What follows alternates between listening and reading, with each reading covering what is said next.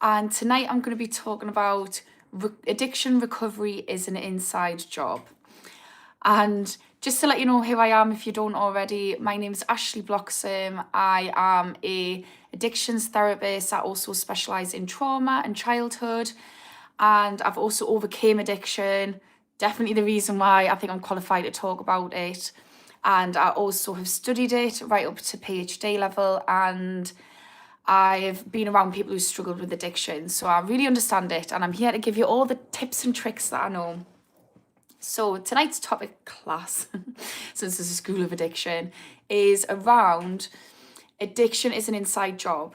So what I mean by that is often we think we need to remove the addiction, but we don't realise that actually it's what's going on underneath the addiction. And one of the most important things you can do is get acquainted and comfortable with your mind and how your mind is working. So I'm going to give you a little analogy. If you think of your subconscious brain as an elephant, and our subconscious brain equates for 90 to 95% of how we behave in life, how we do life. And if you think of your conscious brain as a little ant, a little busy working ant, and that is responsible for about 5% of how we're living our lives, of our brain and mind power. So if you imagine this little ant and it's action orientated and it's always busy and doing loads of little things, that is our conscious brain, and it's doing all these things and it doesn't realize that it's actually on top of an elephant. The things with elephants is they're much bigger, so the ant doesn't realize it's just on a little floor. But the elephant elephants never forget, and it's walking towards our past because it doesn't forget. So everything is in relation to our past experiences, the things that's happened to us, the information we've received. So this little ant is getting busy trying to move forward, not realizing that the surface, the elephant it's walking on, is going backward. So why is this important? Because our subconscious, the elephant, is not helpful. It's just going off everything in the past, and it's collecting data which is in alignment with all its past experiences. So by getting conscious about how our thought process works, where our trauma responses come from, all these different things, we can turn that elephant around and get it walking in the right direction. So when that ant is walking and doing its little thing, it's also walking in the right direction. So I'm going to weave in tips and tricks on how to turn that elephant around, our subconscious. And it's all about an inside job. It's about analysing, not all at once, but analysing our thoughts, our behaviours, our emotions, the triggers that we have that trigger all these thoughts, behaviours and emotions, and using it like a little thread to come back to why we behave in that in the way first place. Why are we thinking like that? Why are we doing things like this?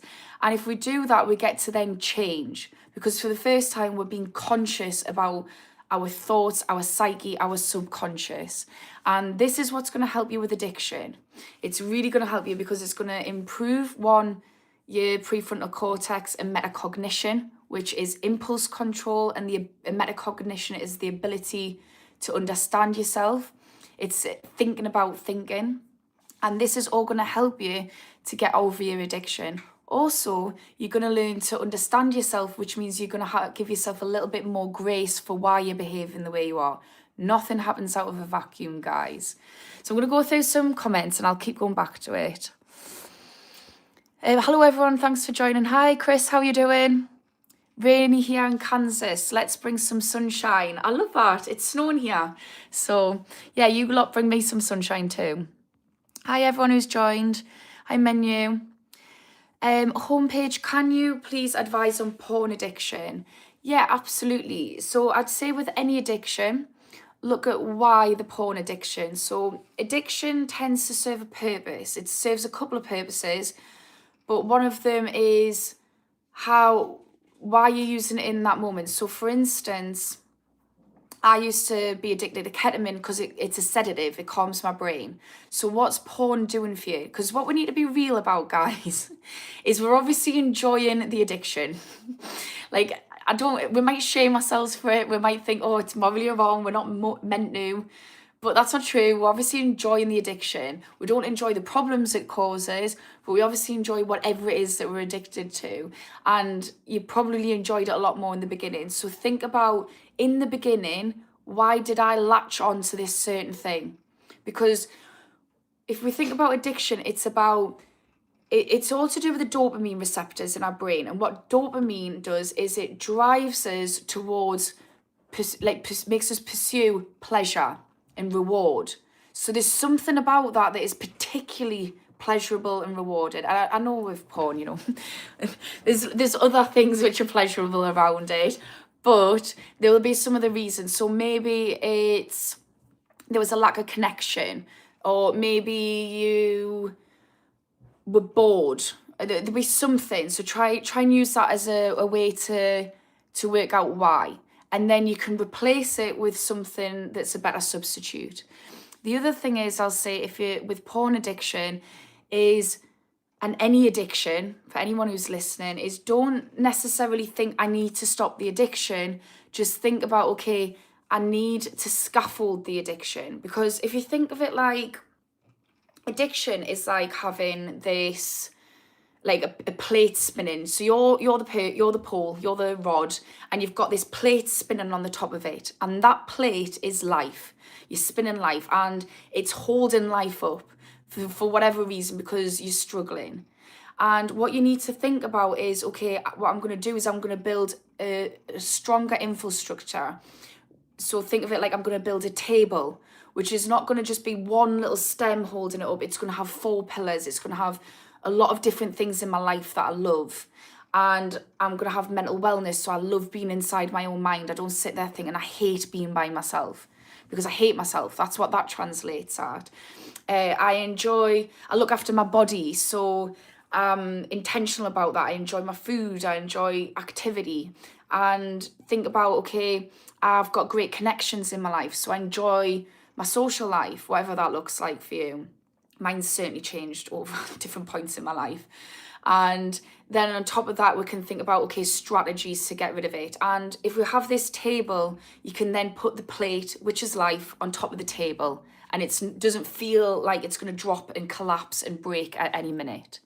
So work on those 4 things I've just said. And forget about the addiction. Remember, it's serving a purpose. So strengthen your life. Build up something to rest that plate on.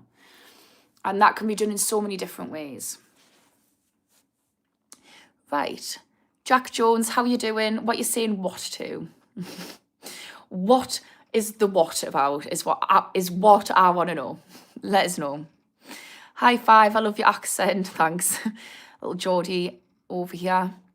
Are you Latina? Latina? I'm like as white as they come. I'm like pure English rose over here. Ginger, white skin, freckles. I don't know if you've got some kind of setting on your phone where I'm looking a little bit more Latina, but Latinas are pretty though, so I'll take that. Homepage, porn addiction is not any less than other form of addiction. NHS doesn't offer any support in this. It's absolutely disgusting. Yeah, they don't. And the thing with porn addiction is it's so available. You know, for me who had a ketamine addiction, I had to have the right money. I had to be able to get hold of a dealer. And if anyone's had a drug addiction, they'll know dealers are probably getting high on their own supply and cannot be arsed. Certainly can't be arsed to do a second drop off. So yeah, there was loads of like little barriers to get it. Well, you know, if there's a will, there's a way. And I don't know anybody with more will than somebody who's got an addiction. But the problem with porn addiction is it's just right there at your fingertips. If you're wanting some support, homepage, or I am doing a free group, so just comment on any of my content, free support, and I'll get a notification, I'll pick it up. And same goes for anybody else who's listening. Can I lower the camera angle? Oh, you've been cheeky. Can you put your fingers in baskets? That's what my son is for. And we play teachers, and he's like, goes legs crossed, hands in baskets, fingers on keyboards, boys. We're here to learn. Right. Chris has said, I was a porn addict. I've got a couple of videos on my channel. I've just posted it if you want. I'd love to help you. Yeah, this is the best thing you can do as well. If you can't access services like you're saying for porn, try and find some kind of online spaces where you can access. You can go to online NA groups for like, I think it might be SA, like sex addiction groups. But yeah, Chris's profile. But like I say, there's also the free group that you have access to. Let's see what other people are saying. Snake. Have you heard of the Wim Hof method? It's changed my life for real. I've heard of it. I've not tried it. It's meant to be really good though. Andrew Huberman, he really promotes it. He says it's the best thing ever. I understand a little bit about it. Would you mind telling people, Snake, about what it is? But yeah, go check out the Wim Hof method. I need to check it out myself because I don't like to talk about things that I haven't tried and tested myself. So no doubt I'll do that and then have a hyper focus. I'm also having a bipolar episode at the moment. I'm in hypomania, so I've been trying to ground myself. So hyper focuses are on the cards. Right. I'm going to go just dot about and see. Try and answer as many questions.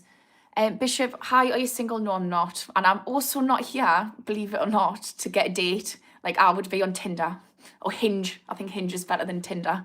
Not YouTube, where all I have is some random names like DB or SS1. Yo, like that sounds like somebody that I'm going to marry. I don't know anything about yous. God. So no, I'm not single. She's clearly Korean. Say Anna. Obviously. Very funny. What's an Adam Sandler movie? Has anyone seen Anger Management? I was thinking about that today. I feel like that's what life is like, anger management. And for those who don't know what it is, which I feel like you will, but just in case, I don't know if like DB 1725 who they're on, what they watched. But it's basically about this person who basically everyone's acting ridiculous and he's clearly getting angry and then kicking off with him, and they're saying he needs anger management and an anger ally. And I was thinking about that's what life's like at the moment. Like I literally know somebody who was struggling with addiction and went for help, like checked himself into a rehab, and then they just were not helpful. They were running around like headless chickens, just an absolute shambles. And then they were saying you need anger management. And I met him. I wasn't his addictions therapist. We just like met each other normally. And I was like, what is going on? He's like, not angry. I was like, you're clearly outraged. And then they're like, instead of helping you, they're just going to give you anger management. But I feel like that's what life's like. Sometimes you're like, I don't need pills. I just need you to help us with my depression. Like, I'm depressed. Can you help us not be depressed? Not put us on some pills, which are going to make us feel worse. Oh, God. Homepage, say free support on any of my content I've published. So any of my shorts or lives, because I can't go through my comments and get your name. But what'll happen is I'll get a notification. And then I can reply to the notification and send you my email, etc. and get it off social media. Let's see what people are saying. Bye, Bishop. Right. I can't say your name. It's too many letters. You're just going to get called yo. Addicted to you, speaking about addiction. That is a good addiction. Replace it with something different. Right. Just a bit. Oh, shut up, man. Right. So Chris has said, would you speak a bit on the connection between thought and actions and how to reshape your thoughts? Yeah. So often we berate ourselves for actions. Or we'll be berated, which elicits shame. So I'll give you an example. We'll act really, we might be in you're in a relationship. I think that's an easy thing to talk about, because when you're in a relationship, you're just banging up against each other's wounds and triggering the life out of each other. So you're in a relationship and somebody does something, and all of a sudden, before you know it, you're just in a huff, or you're like just thinking these outlandish thoughts, you're like stressed, there's arguments, and you come away from it and you think, what the hell just happened there? And you've got one or two options here. You either double down and be like, I'm right, even though you know that you weren't, or you have to go and apologise and feel like that was really out of character. So that's the action. And the thing with actions is often what they come from is emotions, or they come from past experiences. So that's an emotion-based action. Another action might be, I've always done it this way. So maybe I'll go back to romantic relationships again. I think it's a good place to explore how flawed we are as humans. So in a romantic relationship, and I've always, I'm trying to think of something that I do which was a little bit toxic. Okay, what I used to do, I would always be really passive aggressive. I would go in huffs. Instead of just saying I'm annoyed with you, I'd go in a little huff and give them the silent treatment and make them pay and make them responsible for not reading my mind. So because that was what I always did, that was the action. So there's the actions. Now, how that links to thoughts is often something happens and we think a certain way about it. So say, for instance, I'm trying to think of something. My brain's not working and being able to latch on to something. But say somebody does something. So maybe somebody says something and you think, why were they saying that about us? Saying that to us, and you get kind of annoyed with them. So that's the thought. But that thought really comes from something internal. Maybe the thing they've just said hits on a nerve. So maybe they've joked about something and actually I don't find that funny because when I was a kid, that was something I got teased for. So that you used to get teased, then somebody's saying something, so you have a thought of, well, why have they said that? And then before you know it, you're reacting in this out of character way. So the best way to change your thoughts and your behaviours is to trace them back to where it came from. And that's a simple question of, okay, if you were having an extreme emotional reaction, you're angry at someone, you're annoyed, you're just thinking, you're getting the ick. That extreme emotional reaction is clearly coming from a previous event or maybe many events. So think about, what is that event? When have I felt like this? What theme is this sitting in? So if somebody's saying, teasing you because, right, okay, one of mine that I used to think was that I was thick growing up. So because I thought I was thick, if somebody was going to say, oh, you're so stupid, that would trigger us. And that would be an opportunity to go, why am I getting so upset that someone's clearly joking about us being stupid? When did I last feel stupid? And you can sit there and write down all the times you felt stupid. What's the earliest memory that I have of feeling stupid? And then that's the thing you've got to work on. And what I found out was actually I wasn't stupid. I was just neurodivergent in a class which didn't fit my learning style. So I'm not stupid. They were just joking. Next time I've disarmed it, this belief that I'm stupid, so I'll not have an emotional reaction. So yeah, hope that was helpful. Yeah, just Josh.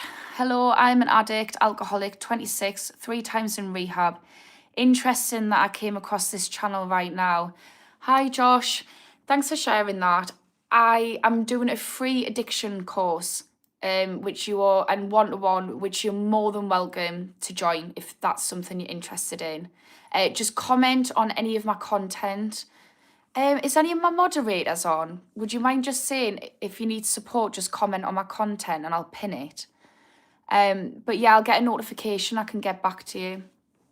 But yeah, it's funny how things align when we need them. So Josh, just to let you know, and anyone's watching, what I'm about on this channel is I'm trying to help people get out of addiction by first creating a container so you can get out of it. And what that container looks like is having a mind which is going to be geared up to get you out of addiction. And that mind looks like somebody who loves themselves. And it sounds so wishy-washy, but if you keep coming back to the channel, what you'll realise is everything I say is grounded in biology, neuroscience research. So your job, Josh, and anyone who's in active addiction is to learn how to love yourself. And that includes learning how to love your body, which can include working on sleep habits, eating habits, activity, but also learning just how to make your mind a place where you feel comfortable. Because addiction is a distraction, it's an escape. And you want to make it so that your internal world feels comfortable without the addiction. You don't have to feel drunk to feel good. You also want to create an external environment which is nice to be in. And by environment, I mean your friends, your job, different things, your activities, the things you do for joy. So you want to make your internal world and external world more important and precious than how you feel when you're on alcohol. Right, I'm going to scroll about and try and get answer some questions. Right. Blagoy, fingers on keyboards. We're not here to be talking about stuff like that. No, thank you. Let's see what else we've got. The Joker just started to do drugs because of this stream. Well, if you watch this stream, you would know that addiction stems from childhood, trauma, and disconnection. So I'm offering you connection, trauma tools, and yeah, telling you how to love yourself. So don't worry, if you've got addiction, just keep coming back to the channel and I'll get you out. But what really has probably started the addiction is something well before here. I know you're joking, but yeah. Right. Hades. What's Hades saying? I'm not getting any kick even if I finish a bottle of whiskey. So depressing. That's the thing, we just build up a tolerance. So what's happening with addiction, if you look at your brain, so it's like to do with dopamine. There's other things going on, but that's a key component. And dopamine is our reward hormone. So it's like, well, it's a neurotransmitter, but it's basically the neurotransmitter which drives us towards pursuit and of rewarding things that are pleasurable. And the thing with our bodies, guys, like every part of our body it's always trying to achieve homeostasis. It's always trying to be balanced. So if we're flooding our brain with something that makes us produce excessive amount of dopamine, which alcohol does, all addictive behaviors tend to flood our brain with high amounts of dopamine, is to get that balance back, it down-regulates the dopamine receptors. And what that means is you start to build up a tolerance because the amount you're consuming doesn't hit the same. So then you up the amount of alcohol and then you feel that buzz for a little bit and then it down-regulates the dopamine receptors because we're always trying to achieve homeostasis. So then you have to keep getting more and more. The problem is because we're essentially down-regulating the sensitivity of the dopamine receptors, it means that we don't get joy out of other-day life. So we've got this thing like alcohol, which we never seem to be able to get that same buzz from. We're always having to have more and more. And on top of that, everyday life activities which produce dopamine are just getting shitter and shitter. And this is getting worse and worse. And it just then, your life feels like it's just spiraling. And like you said, Hades, it's so depressing. But there is definite ways that you can get out of it. And like I say, if you just comment on any of my content, I am happy to help you, support you to navigate you out of it. Alcohol is really important though, guys. If anyone's listening and anyone's feeling motivated and think, I think I'm ready to stop, if you're having alcohol or benzocaines, it's really important that you don't just fully stop them because it can be dangerous, like fatal dangerous. And even with any addiction, you don't know your personal brain chemistry. If you just stop something cold turkey, it can have implications. So I didn't realise I had bipolar and I ended up getting drug-induced psychosis when I stopped. So we need to do it carefully, but we can do it. And there's a lot of people who are living proof on this live, and so am I. I'm nearly 4 years clean. Right. Let's see what some other people are saying. So Chris is saying, Matt, let's see what Matt said and then see what Chris has said after. 1 year clean, but now slipping hard. Not a slip now, think it's a full relapse. Matt, comment on any of my content. The great thing is, I remember how horrible it was when I relapsed. And it was like the same as what he said. It was just full blown relapse, and I remember how disheartened I was, and I just remember thinking like I haven't got the energy and the capacity to do that again, because I had to drag myself out of addiction, and I've slipped back down. It's like kind of, I'm envisioning like getting yourself out of a ditch, like a hole, and then you just like sliding back down as soon as you've got over the top. It's horrible. It's demoralizing. It's shit. It's absolutely fucking shit. Let's be real. And anybody who's been through relapse will know that. But somebody said something to us and it really helped. They said, yeah, but at least you know now that you can do it. Because before that, before I'd managed to get out of that bloody hole, I didn't even think I could do it. So that's one thing. You can do it. 2, when we have a relapse, I know it feels like the worst thing in the world. It's so demoralizing. But don't think of it like you're doing 2 steps forward, 2 steps back. You're doing 2 steps forward, 1 step back. And on top of that, what you get to do is you get to say, okay, why have I just taken a step back? Why have I relapsed? And this is data. Data is so important for addiction recovery. The more we learn about ourselves, like I said in the beginning, our subconscious, and the more we learn about why we're doing what we're doing, the more we can make change. Because we can't change something that we don't understand one, we don't understand what we're doing, and 2, we don't know why we're doing it. Then why would we change it? So what you get to do in a relapse is you get to say, okay, why did I relapse? What was going on in my life at the time and the build up to me relapsing? Because I did a year and now I'm not. So maybe it was that year just felt like a slog. It was a crap year. Maybe that's it. And then you've got to think, right, I've got to put some joy into my life. Maybe it's I had relationship difficulties, I had stress, I was doing too much.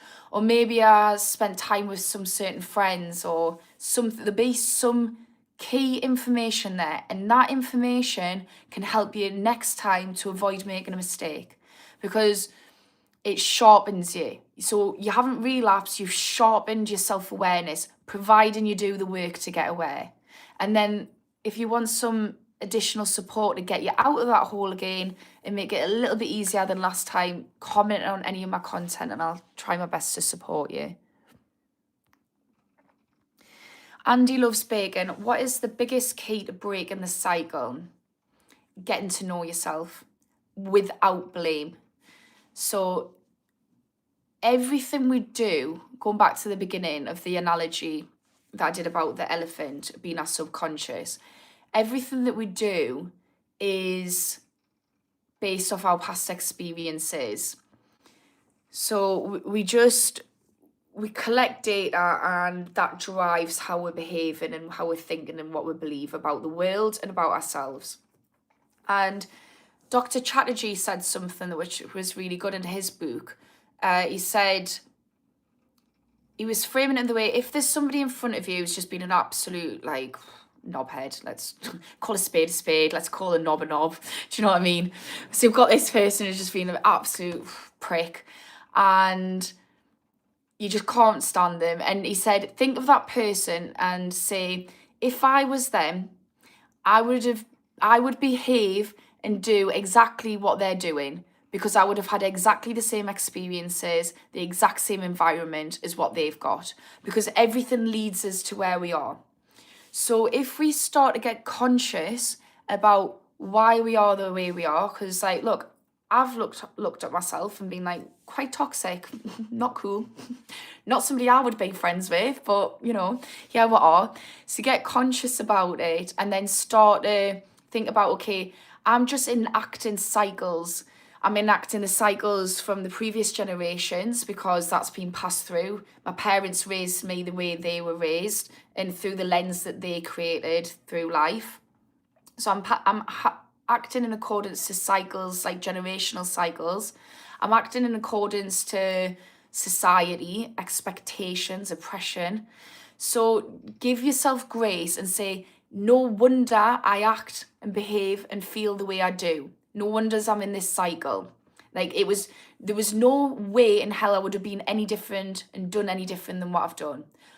But what I can do is I can start to say, okay, I don't really enjoy my life right now. I'm not enjoying myself. I'm not that cool. I'm not somebody I want to be. So how can I proactively become somebody that I'm proud of, become somebody that I would want to be best mates with?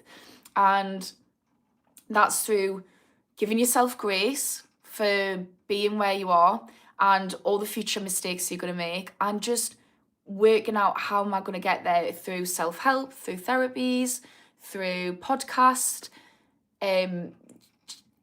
changing behaviours. Say, do you know what, actually I'm being a bit of a prick. It's okay, because like no one does. It's understandable that I'm being a bit of a prick, but like I don't need to be a prick going forward. Like that wasn't a cool behaviour. Let's do a different behaviour. It might not be the best behaviour in the world, you know, maybe we'll get that behaviour wrong, but certainly trying. And we can all be proud of ourselves for trying to be a better version of ourselves, no matter what that version ends up being. So yeah, that's how you break cycles. You get conscious about the cycles and you give yourself grace for being in the cycles, because it's not your fault.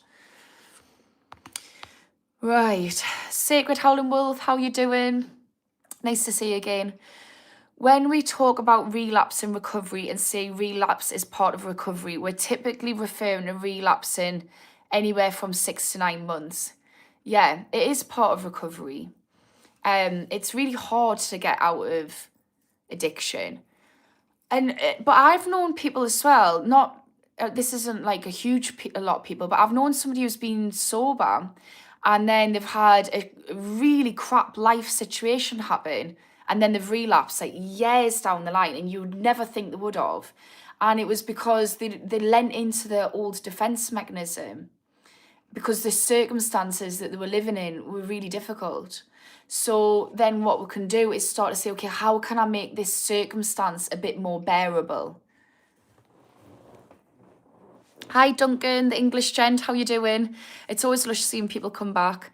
Duncan said, please like and subscribe. It's free and helps this awesome channel. Thank you. Please do. Yeah, it is free and I would really appreciate it. Alex, oh God. Alex, you have a lovely voice. You should be a voice actress. Thank you. What's a voice actress? Is that like a backhanded comment as well? Like, got a nice voice. Don't think you deserve to be on the screens. Like, you should be a hand model. You've got really nice hands. Not the face, but I am joking, by the way. I don't care. Is smoking weed an addiction? It depends. An addiction isn't just something that you do all the time, because we're all addicts, if that's the case. Everyone's an addict because we all do habitual things. We all have vices, and that's neurobiology, you know. It's the way we're designed. So it's not about doing something. It's about if we do something that's a problem, and then if we can't stop that problem, because then it's a really big fucking problem and we want to stop it, but we can't. So when you've got a problem that's a big problem that you can't stop, then it's classed as an addiction. So you get to be the decider of whether it's an addiction or not. Yeah. Maybe your body decides for you and says, like, you might be enjoying this buzz, but I'm not. So I'm going to get unwell. That might be where it's a problem. So it doesn't need to be, you know, that you're mentally not enjoying it. Riaz, I'm not an addict. Speak for yourself. Yeah, I know loads of people who, and I'm not here to advocate for anything, but I'm also not here to judge anything. Like, I'm just on the fence. I'm spitting facts, guys. But I know loads of people who've struggled with heroin and crack addiction, or like really bad alcohol addiction, and now they smoke weed, and their life is tremendous. And the past version of themselves, which was addicted to heroin or whatever it was, like couldn't even imagine a life where that wasn't in it. So like weed, they're like, this is brilliant. Like, I'm living my best life here, guys. I'm not going to sit there and say you need to stop weed. Like, no, if you're smoking weed and you're happy and you're not a heroin addict, that's great. I know some people who've just smoked weed their entire life and they're highly functioning and they love life and they love having a joint, and like, yeah, crack on. I love that you are loving life, because that's what life's here for. It's to enjoy. We only live once. So I'm not here to say weed is bad, it's not bad. Hell, whatever you're doing, if it's working for you, great. Right, eternally secure rocker. Hello, nice to see you again. A bit of hope. Check out the promises of AA. Is the bit of hope somebody said something? Is that a name? Or are you just saying a little bit of hope? Spreading some hope. Yeah, AA is great, guys. I mean, there's certain things that, you know, it's not suitable for everybody, and I understand why, but nothing is suitable for everybody. That's why there's so many different techniques of counselling theories and whatever.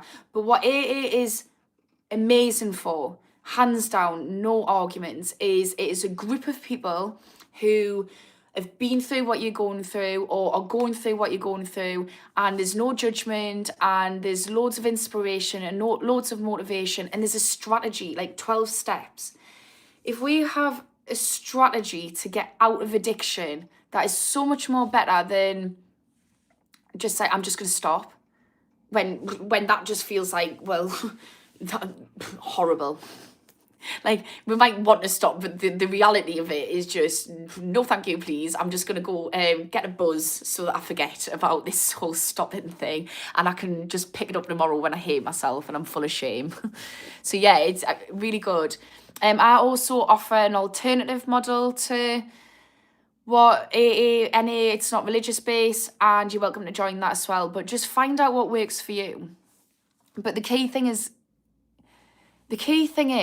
to break down shame of the addiction by recognizing I'm not the only person who's going through this, and it's okay, you know, and we get to do different. And going to a place where you've got lots of people who struggled with addiction is a really good place to start breaking down that shame.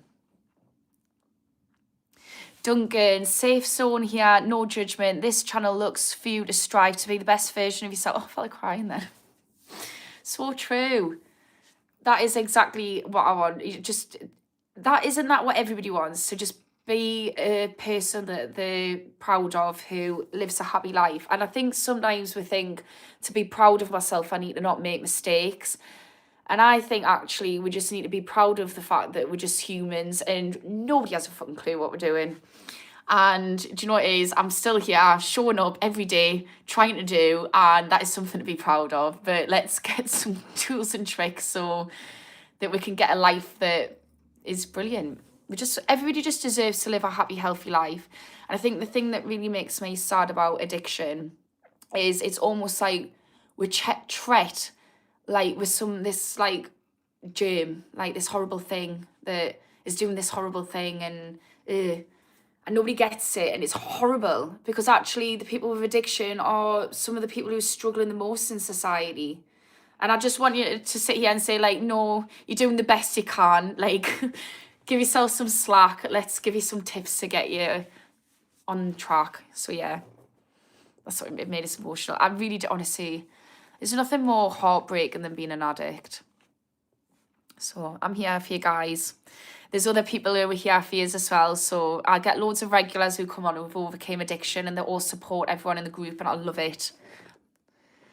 Yeah, Adrian, no one's perfect. That's facts. They're not. Like, and if anybody thinks they're perfect, well, there's an imperfection. If you think you're perfect, then you're not perfect, because you're not. I'm telling you now, there is no perfect human being. But we can certainly be more desirable versions of ourselves. I definitely think that I prefer myself than before, but I'll give myself a bit of grace for the version of us before, because I was trying my best. Voila. You've seen Skid Row, it's no joke, very sad. I haven't seen Skid Row. What is it, Riaz? I'll write it down. Skid, I've got a little whiteboard. Skid Row. Right, I'm going to scroll about and just try and go to the middle. So I'm just trying to get a few people, try and give everyone a chance to get comments, because I know everyone's commenting, which I appreciate. And hopefully me mods pick it up, but I'll just scat about. But equally, if you've got a comment that you want us to answer and I don't pick it up, just comment on any of my content, any of my old lives and shorts. Just say whatever the comment is and I'll get back to you. Because I don't want people to feel like they're getting lost in a sea of questions. Right. If you're on the verge of relapsing after a year and a half, dig deeper into utilization of the tools at your disposal. Yeah. I think there's always tools available. If we think of it like addiction, so no matter where you are on your journey, if you're in active addiction, you're struggling to maintain relapse, or you're well into your recovery but you're just struggling in life, think of it as a trajectory. So all you need to do is put one foot in front of the other away from addiction. Now, you might be starting in the centre. You're in the centre of addiction. You're in the eye of the storm, and we need to get out of the storm. All you need to do is put one foot in front of the other. Now, this storm might be huge. So one step isn't necessarily out of the storm, and that's okay, because you're walking towards getting out of that storm. And when we get out of that storm, there's loads of collateral damage. That's, we've got early recovery, loads of collateral damage. That's okay. One foot in front of the other, getting out of the collateral damage. And at the end, we've got this lovely, peaceful home, which is where I'm at now. So just keep one foot in front of the other, praise yourself. And each foot is, I'm going to try something. That might be, I'm going to try and read a self-help book. I'm going to come on one of Ashley's lives. I'm not saying this big myself up, but just something that's talking about addiction recovery. I'm going to watch a podcast, listen to a podcast. I'm going to get my algorithm wired up to getting shorts about addiction recovery. Just anything and everything you can to get out of that storm, out of the collateral damage, toward a nice, peaceful home. It is so possible, guys. But sometimes we've got to face facts. We're not just going to wake up tomorrow and be sober. And that's okay, because everybody relapses. Everybody has a long period before they decide, actually, this isn't that cool. You're not the only person who can't do it tomorrow. And that's fine, but just keep driving yourself towards addiction recovery. And it's not even necessarily recovery. It's a life that is more important, that I enjoy more than sitting here off me nut wishing I wasn't. Let's be real, you probably don't wish you wasn't off your nut until the next day. In a life where I'm off me nut, oblivious to life, wake up the next day and think, oh my God, I wish I wasn't off me nut last night. I wish my bank wasn't at -3p. Right, let's see what other people are saying. Skid Row Viscera, place filled with homeless people deep in addiction, loss. It's horrible. Wouldn't wish it upon anyone. So sad. And this is the thing, if you look at addiction, it's essentially much higher in, right? Addiction is it's a solution to a problem. Sometimes that problem is the fact that you've grew up in an area which has got mass social economical deprivation. Basically, everyone's poor, everyone's stressed a bit, everyone's resorting to crime and stuff because they're trying to just get by. They're then getting into these gangs or whatever it is. Their parents are stressed, and it's just these cycles of people who are just dysregulated, who are struggling, who are burdened financially, who don't have great opportunities, who are learning from their peers who are also struggling. And it's horrible. It's so sad. It's so, so sad. And then you've got other people just turning their nose going, an addict. I tell you what, I'll give you a bit of advice that I would say to anyone. This isn't professional. This is just something that I think. Anytime I say a homeless person, you get people going, don't give them money.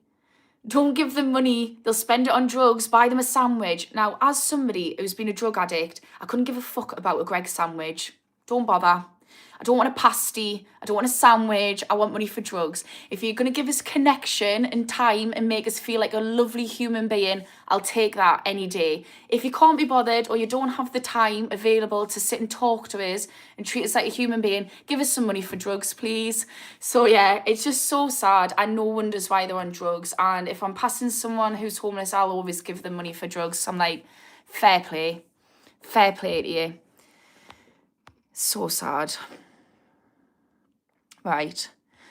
Nostalgic future. I work in the recovery field. The world is hurting. Everybody is running away and trying to become numb in life. Yeah, the whole world is hurting. It really is. And it presents in different ways. And we're all trying to medicate ourselves. Like, people who have addiction are trying to medicate themselves through the neurology. They're hijacking the brain's reward system, dopamine. They're just trying to heal themselves, like medicate themselves through drugs, alcohol, porn, gambling. It's no different than going to a doctor and saying, I'm depressed, and they just give you some pills. Well, it's not really helping the fact of why I'm depressed, really, is it? For going to waiting list for 2-3 years, sure, if I've not topped myself by the time I get some crap 6 sessions or so, oh, honestly, don't get started. But it's just, it's so hard to deal with the problem, and we're all self-medicating, whether we're getting prescribed that medication or we're buying it from dealers or we're accessing it through the internet. We're all hurt, and it's so sad. The thing is, that sounds really depressing. It's not, it's sad, full stop. It's a semicolon, and actually, guys, that's if you don't know, some of you as well, that's a mental health sign, because the idea is it's not full stop, it's a semicolon. So it is sad, and it's not our fault, and it's not something to blame ourselves for. However, that doesn't mean that we're not accountable for our own lives. That doesn't mean we don't have agency to change our lives. And if we can just accept that everyone's hurting, exactly like Nostalgic Future, who works in addiction field, is saying, everyone's hurting and they're all trying to run away.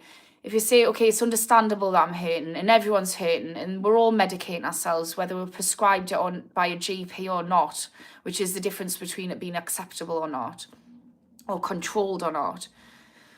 We're all trying to heal ourselves, then just think, okay, but I am actually capable because I've got the internet at my fingertips. I've got books at my fingertips. I've got amazing people like Nostalgic Future working in addiction services at my fingertips. And I just need to just put my tail between my legs, accept it's not my fault, and lean into any support I can get. Go to anything I can get my fingertips on, because I do have the ability to change. We all do. Humans are amazingly resilient. That's why we're doing the addiction in the first place. We all have the power, but sometimes we need to learn the right tools and feel empowered again and give ourselves some dignity back so that we can face it head on without shame.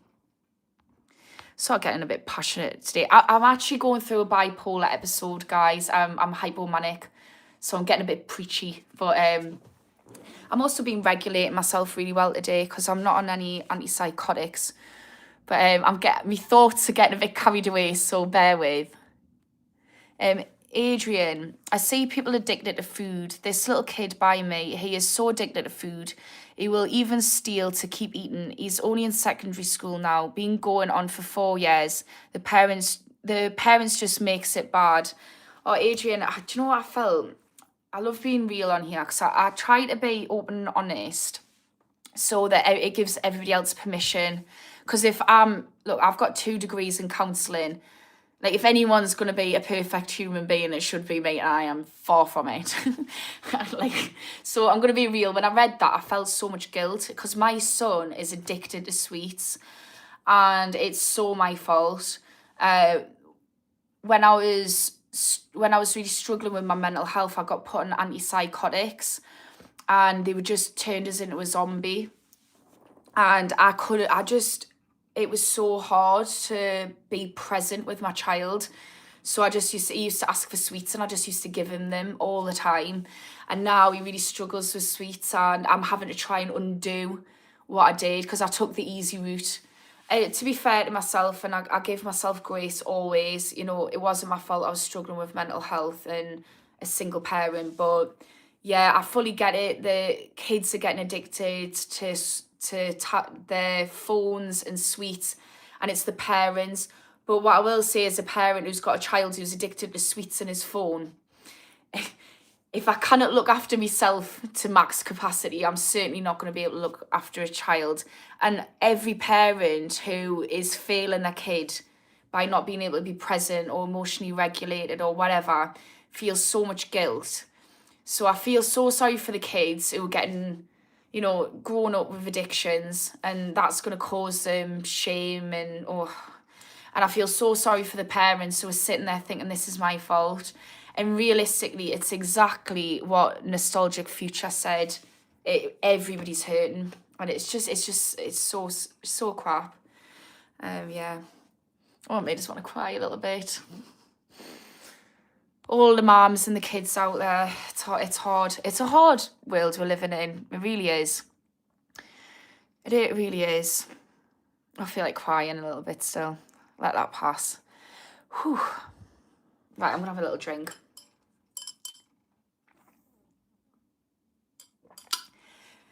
Whew. Right. Emotional regulation. We've done a few breaths. I've had a drink. Let's read some more comments. The problem is before you started drinking, James McCullough, 100%. Like, all of the research says this. All of the research says it.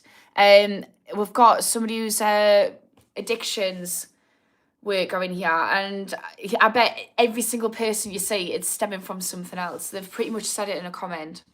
Also, the addictions worker, do you mind giving us some top tips that you could give for people who are struggling in addiction? Something that you find was worked in your services.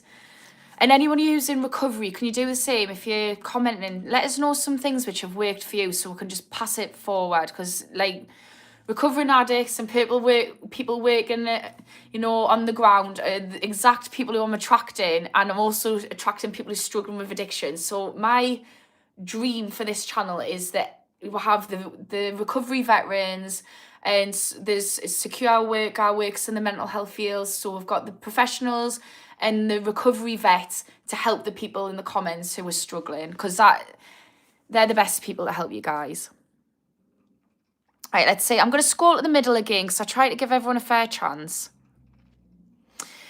Right, Michael Jones, one of the worst addiction is drugs and gambling. Both have a bad ending. Yeah, do you know what it is? I was speaking to someone about gambling addiction not that long ago, and they opened up to it, and I did not realise how horrendous the gambling is. So I've always thought, I hate the way it's, you know, podcasts is and adverts around gambling. I didn't realise the extent of advertising that gambling gets. It should be banned. It's disgraceful. And this person was saying that basically it's everywhere. And as soon as they said it, it just opened my eyes. So I was watching the UFC, and I love UFC, but I looked at the sponsors and it was alcohol and gambling. And I just thought, how is that even allowed? How are you allowed to advertise things which are literally hurting people? And you've got these people who are just suffering in silence. And I didn't even notice all this advertising until someone opened my eyes to it. And I thought, God, that must be horrendous. And then on top of that, they were saying that they blocked themselves, so you can block yourself from gambling sites. So they blocked themselves from gambling sites, and then they started using ones on the black market, and now they've got their information and they're emailing them, texting them, ring them up to try and sell them gambling, and they can't even cut it off because it's it's disgusting. Horrible. So yeah, I agree with that. And I'd say alcohol's in that because it's so socially acceptable to drink. Right, I'm going to scroll around.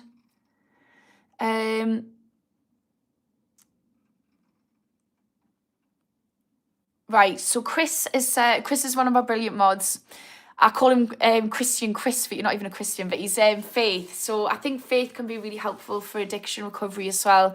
It's not something that I push because I don't want this to be a faith-based channel, because I think NA and AA and SA all do a great job of that. But we'll throw a comment in because I like to keep it mixed up. So James 1, it starts from the mind and the flesh brings it to fruition. Then it brings forth death. Cry out to God, his power is perfected in our weakness. Praise God for the redemptive blood of Christ. Yeah, and for somebody to flip that towards people who aren't religious, something that I thought about was his power is perfected in our weakness. I would layer on top of that and say our power is perfected in our weakness. I just watched Kevin Hart. I love Kevin Hart, by the way. Oh my God, what an inspirational man. It's hilarious. So Kevin Hart on Diary of a CEO, definitely recommend it. He's great. Anybody who inspires you as well, like watching inspirational things is really good to help with addiction and recovery, because it gets us all geared up there. Yeah, I'm inspired, I'm gonna make change. Inspiration creates change. But what he said was he started making sure that he was finishing things, and then it led to loads of wins. And then he said, but it's not just the wins that are welcome with open arms, it's also the failures, because that's where you sharpen yourself. That's where you really find out who you are and how to do differently. So yeah, our power is in our weakness. We just have to be brave enough to look at the weakness, 1. And 2, we need to learn how to turn our weakness into our strength, or how to scaffold the weakness. I'm jittering about, I don't know what that's about. Right, let's see. And nobody, addicted to what? Anything. I'm talking about addiction to anything, because it's all the same. I sharp learned that because I was a drug addiction counsellor, and then what I did is I went into private practice when I became a single mum. And what I realised was the addiction coming through the door wasn't drugs or alcohol like I thought. It was actually sex addiction, like porn addiction, was the main thing that came through the door, because there isn't that many services for porn addiction. And it's a double whammy, because you've got stigma for having an addiction, but then you've also got stigma for porn. And like being around, like sex is a taboo subject, and so is addiction. So it's a double whammy, and there's no services available for it. So they all started coming to me, a private counsellor. So I thought, right, I need to learn. I'm not geared up for this. I need to learn about sex addiction and porn addiction. And when I started learning it, I thought, actually, this is exactly the same as what I learned for drug addiction and alcohol addiction, and every other addiction that I've researched since is exactly the same. If you're talking about what was I addicted, it was ketamine, which also not received well by people who don't have addiction. Why would you take horse tranquilizer? Well, obviously it was fun. Obviously it was fun at the time. Didn't realise it was going to end up in a full-blown addiction. I wouldn't be taking it if it was shit, that's for sure. I think that's so funny as well. Like, I think we always like dance around the fact that we enjoyed the addiction. Let's call a spade a spade. You know, you wouldn't do something that you think, that is the worst, horriblest thing I've ever done in my life. Sign me up for the next 20 years, please. Max has said, what's your shoe size? You look small. I like it. I'm not small. I'm 5'6". I'm quite robust for a girl. K makes times fun and happy is good. Let's have a sober happy. Yeah, it was fun. I'm not saying, look, I check myself before I wreck myself. I'm not saying go out and do ket, because I tell you what, the version of myself who first took ket would have been like, do ket, it's so fun, love it. The version of myself which couldn't hold a piss because my bladder was deteriorating wasn't saying that. Don't do ket, not fun in the end. Oh God. Damon, hi, I'm an ex-drug addict. What was your drug of choice? What was the thing that you found in the beginning and not so fun at the end? Let's see. Mad dog, never been in them circles. I will stick to weed. If I don't have weed, I am fucked. Yeah, I'm not saying do ket, guys. Absolutely don't. Like, not advocating for it. If you could see the end product of ket, you would not be wanting to take ket, that was for sure. But yeah. I'm addicted to coffee. What to do, love? Samuel Jackson or Six Axon. I'm just going to call you Samuel Jackson fan. If you're addicted to coffee, so coffee's a stimulant. So I always say, look at what's the purpose that it's serving. So for me, ketamine sedative. I've got a very overactive mind. It doesn't shut up, it doesn't switch off. And to be quite frank, I didn't like the thoughts. I had millions more thoughts than the average person because I'm ADHD, and every single one of them was horrible. Not fun. So I took a sedative. So look at what purposes it's serving. So if you can find this out by looking at what's the general positives of the thing, because every addiction isn't just all negative, it's got some positives as well. So with coffee, it's a stimulant. So you're probably needing more energy, which might mean that you have too much going on in your life. It might be as simple as that. It might be that you feel really depressed and crap and you wake up every day and think, I can't be arsed with life. I'm just depressed, I feel rubbish. But if I have coffee, it just gives us that jump start. So look at that and then try to think, okay, this is the reason why I'm doing the coffee. Let's find something different. So a broad example might be, I don't have energy, it's a stimulant. I'm doing too much, so where can I just drop some plates? Where can I say, okay, that's not actually 100% necessary. I'm overgiving. I'm people pleasing. Maybe you're a people pleaser. So I can work on people pleasing. Why am I a people pleaser? And how can I put in boundaries and give myself the same amount of energy and love? Or it might be that we can try and optimize. So maybe I can't drop any of my plates. So maybe I can think about, okay, but I'm also eating loads of junk food. I'm not giving my body the best source of energy, so I can start to eat a little bit more healthy, etc. Sleep better. I can learn about the benefits of sleep, so I'm motivated. Right, let's see what some people are saying. Samuel's saying balance is key. Yeah, 100%. Balance is so key. And I find this, when I try to stop so I tried to go teetotal a few times and it just went from all to nothing, which was great. I was feeling good. I did it for a little bit and then I was like, actually, too much. So then I'd relapse and I'd be doing all again and then I'd do nothing. And this was like a pattern in my life all the time. Everything was all or nothing. And the problem with doing all is it's not sustainable in the long term. So then you fall off the wagon and you're back at nothing. And then all of a sudden you're sat here in nothing thinking, oh my fucking days, all is all the way up there. And that just feels like something I can't do just yet.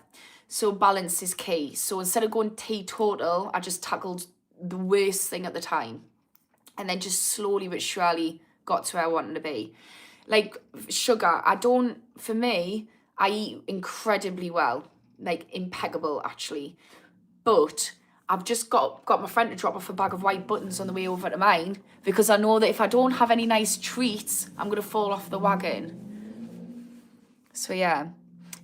Vegetarian, this is another example. I wanted to be a vegetarian and then sometimes I'll go out and I can't get a hold of something veggie food because I'm at my friend's or something. So if somebody has got some meat and it's available and they've cooked it and they've paid for it, I'm eating that meat.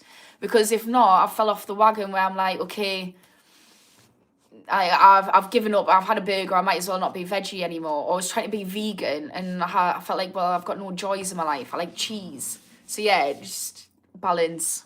Balance, guys. Right, I'm going to scroll in the middle, try and give everyone a kind of chance to get seen. So I try and scroll up and down, guys, just give fair chance instead of sticking at the bottom. Right, why is your name W3ST33? What even is that? I'm dyslexic over here. You're just getting called W. W. I was addicted to heroin and meth, but I just passed 6 years sober on the 17th. Yes, that is mass achievement.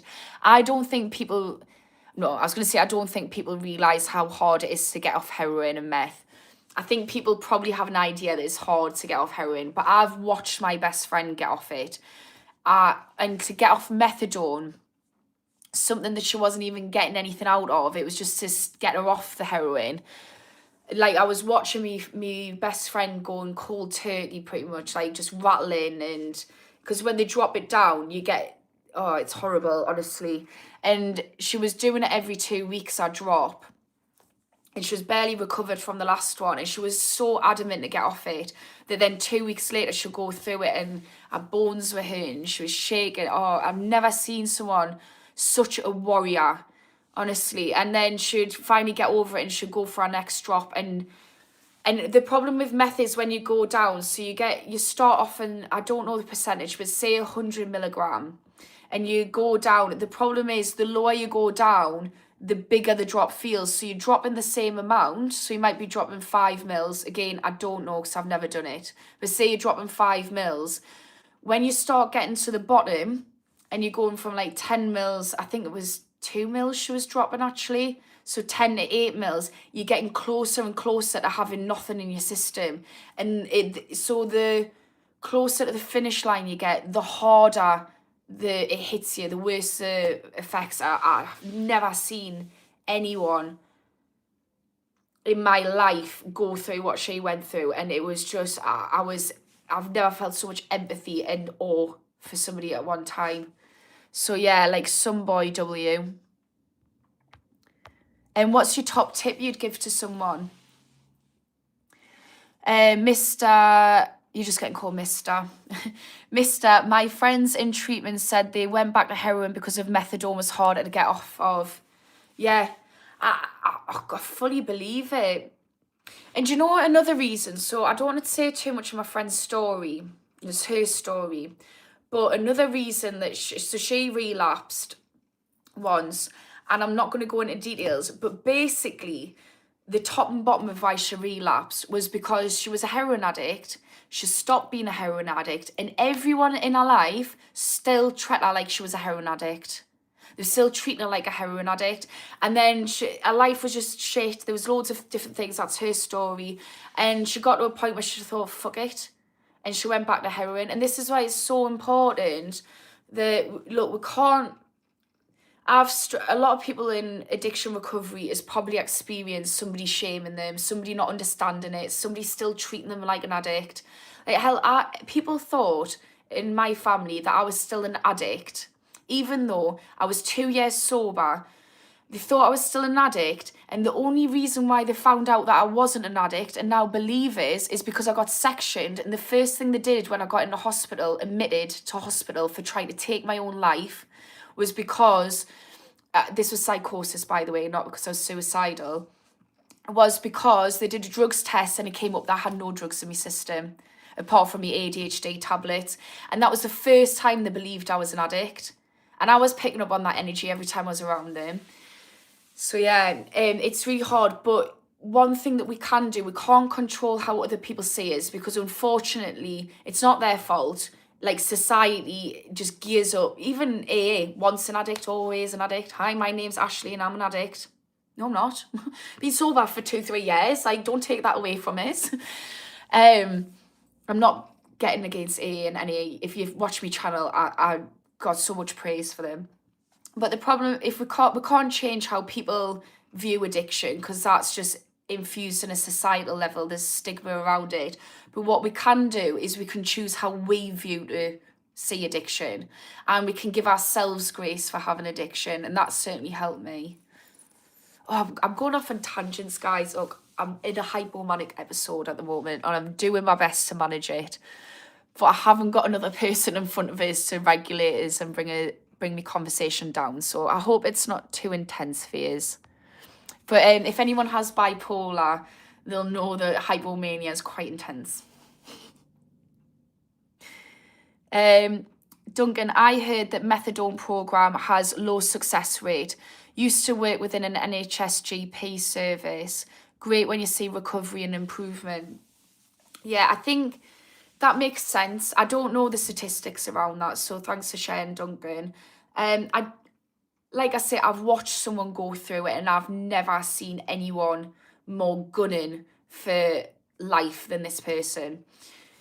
The thing that I think that made this successful for my friend, and this is what my book is about. By the way, guys, if anyone's been watching, you'll know that I keep talking about that I've been writing a book. I've just today finished my first draft of my first manuscript for my first ever book. So buzzing about it. And it's about addiction and how to heal it. It's like based in neuroscience and stuff. But what my book talks about and what helped the difference between me and other people with addiction who were struggling, or earlier versions of myself who was struggling in addiction, cycle of addiction relapse, and what my friend who got through methadone, is that we all had secure containers. So what happened was, and thankfully it happened, was when I came out about my addiction, everybody in my life divided. There was some people who didn't understand addiction, who had also been really traumatized by other people who had addiction as well. And they reacted in a way that wasn't supportive. Fully understand why and forgive. But there was that group. And because of that, either they didn't want to be around me or I didn't want to be around them because the shame was too painful. And then the other half was super supportive. So I was surrounded by this tiny group of people who were like acting like a container, where they were like, you're doing great, we love you, you're amazing, do whatever it takes, like no one does why you like this. And they just were like this biggest cheerleaders. So that helped us because I felt loved. And that love acted as a secure container for me to say, okay, it's okay that I've had an addiction. I had a therapist as well, and I told my therapist, and she was like, well, it's understandable you've got an addiction, Ash. Like I know your life pretty hard. That no one does. So everyone was going, oh, it's okay that you've had an addiction. That was great. As soon as I realised it's okay that I've had an addiction, I'm not a bad person, I'm still lovable, then I started to be able to say, okay, what can I do to help myself? And this is exactly what my friend had. We're all surrounded now with love, like the few people who were left, because loads of people treat her like an addict. They were just distanced. And then she was surrounded by love, and we're all like, it's no one does why you've had a heroin addiction, Barbie. Oh, sorry, she's on my channel. I was thinking, oh, I just said her name, but she's done lives actually. If you go my service of addiction, she's on the lives there, and she's brilliant. But yeah, she was literally like, was surrounded and said, of course, and it's fine. And yeah, that really helped her. So yeah, I think that's the difference between methadone programs, is how much you love yourself and who you've got in your life to get you over the finish line. And sometimes, let's be real, especially with drug addiction, the people that's left in our lives are people who are also drug addicts. So if the only support system you've got around is other heroin users, it's going to be difficult. Anyways, guys, I'm starting to feel myself getting a little bit like with hypomania. If anyone doesn't have bipolar, you feel a little bit like, oh God, I'll try and explain it. I feel like there's me, and then you've got my brain, which is like a balloon, and I'm holding the balloon. And if I'm not careful to regulate myself so I can keep hold of the balloon, I'll let go and I'll just start floating off into craziness. So it's really important that I look after my mental health at this time. And I'm feeling I'm getting a little bit pressured speech, a little bit carried away. So I'm going to end it here, and I'm going to go do some mindfulness, watch Friends. But I've loved speaking to yous. And yeah, I'll answer 2 more comments before I go. But I'm back on Monday at 10 a.m. and 9 p.m. And I'm also on Wednesday and Thursday, and that's GMT time. Peanut butter, nice to see you again. I'm just leaving. I don't know how long you've been on here because there's quite a lot of comments, which I'm super grateful for, guys. If anyone can give us a subscribe as well, it's super free and super helpful. But yeah, but if not, just thanks for coming and hopefully it's been useful. So Peanut Butter says there is a difference between being an active addict and a recovering addict. We have a daily repair contingent on the maintenance of our spiritual condition. Yeah, I think, are you picking up on what I said about when A and NA say you're an addict? And I'm like, no, you're not. I think the reason why that is true, there's two differences between being an active addiction and recovery addiction. And I do want to say, the reason why you do stand up and say, hi, my name's Ashley, I'm an addict, is because we need to be aware that we're always susceptible to addiction, which is true because we're humans and that's the way our brains are wired up. But equally, that's your security blanket. So you're likely to go back or switch into another addiction. So yeah, I get that. But there is a difference. I think for me, I just hate the word addict. I say it all the time because I feel like this is a safe space to say it. I just don't like it when other people use it, if that makes sense. And I think this is like it's a deep wounding, which I've done a lot of healing around. But I get kind of, I don't know, it just makes it's like a weird thing where I'm like, I know what it felt like to be an addict and I don't associate myself with that person. Not that I don't love that version of myself and hold compassion, but that version of me was really struggling and didn't have the right tools and was just so different. And honestly now, you couldn't even pay us to go back and be an addict. You couldn't. And also I hate the way people who don't understand addiction use the word addict. Like it's like like an addict. Oh, it's just another addict. Oh, I'll give you an example. First time I ever said out loud that I used to be an addict in my early recovery, I was walking across a zebra crossing and I had just been buying a bottle of water for somebody who was clearly like really drunk, clearly struggled with addiction. And I got her a bottle of water because she slid down and she was just out of it. And I said, do you want some water?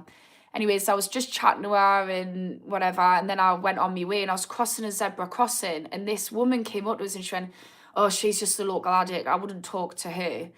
And I was just like, I hated the way she used that word. It was so loaded. So I just said, you know, I was an addict and I wouldn't wish it on my worst enemy. And she was like, oh. And I said, I'm not saying it to shame you, but, you know, it's difficult. So, yeah. Anyways, but good point, Peanut Butter. It's also only for the individual to decide how they want to define themselves. Yeah. People who don't understand addiction for sure isn't easy to explain to. Yeah. I kind of have a relationship with my addiction is like, it's the thing I'm most proud of, but at the time, it was the thing I was most ashamed of.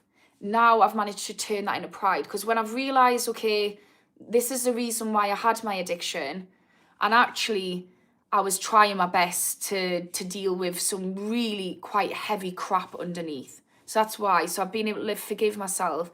And then when now I've gotten out of it, I'm like, how the F did I manage to do that, get out of that?